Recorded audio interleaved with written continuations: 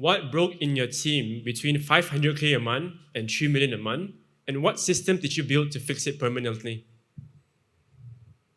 I can answer the first part, not the second part yet. That's currently in development. But the first part is definitely ops. It's just the nature of my product. So like data tracking, like the entire data infrastructure that we're currently building out, proper P&L anchoring. So this is something that like I didn't even realize I needed.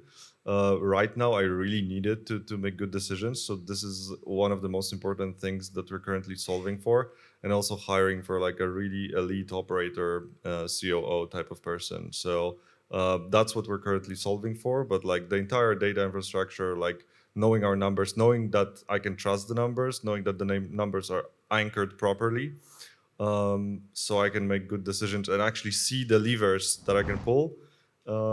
That's the most important thing, and that's what broke around that threshold.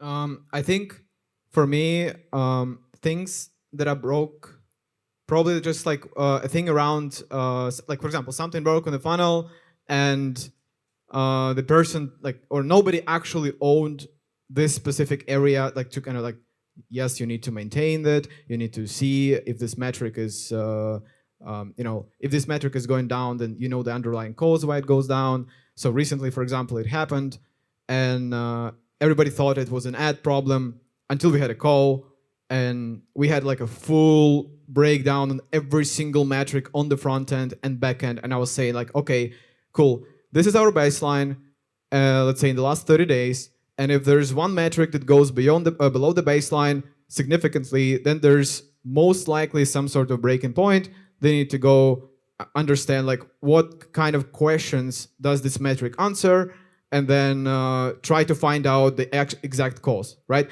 For example, for us, something broke in the cart. Nobody really noticed it, but we lost like a lot of money on this. We just became insanely unprofitable, and we thought, yeah, we might need just make more ads and better ads. When the answer was not make more ads and better ads. The answer was just look at this one single metric, and this one single metric didn't make sense. So then we went through the funnel, and they were like, okay, this actually doesn't make sense to me. So let's try and see if this is an actual problem, because it was kind of looking semi-critical, but we didn't know that it carried so much weight. And then when we tried to fix it, it actually went back to the baseline.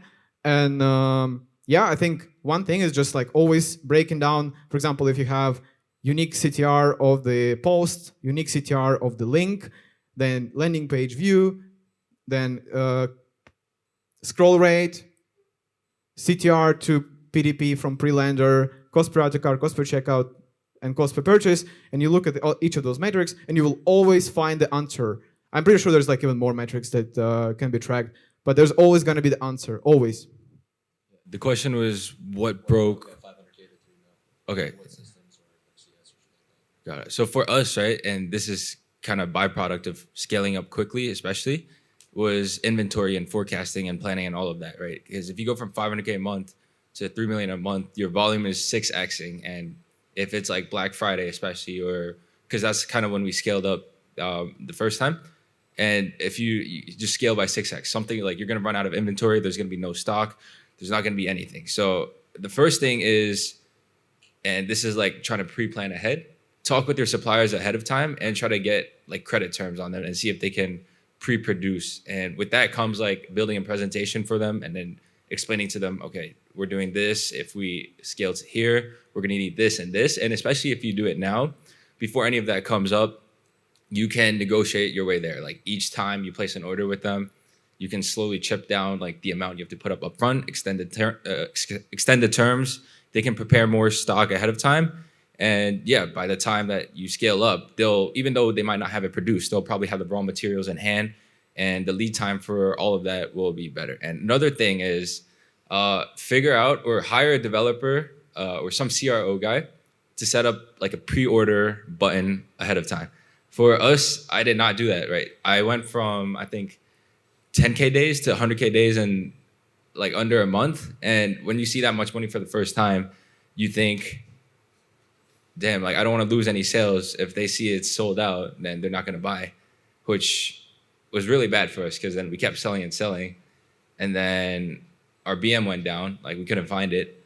And all of a sudden there's chargeback returns, all of that piling up. So 2 things would be forecasting and like talking with your supplier ahead of time for, you know, even how much you think you can scale, like double that and see what you would do in that situation. And second thing is set up the pre-order stuff when you don't need it. So when you do need it, there's not as much friction to do that, right? Because when you're scaling, there's so much things going on. The last thing you want to do is create a button that'll lower your revenue. So if you get that done before when your emotions are not attached to it, then that'll help a lot. Yeah.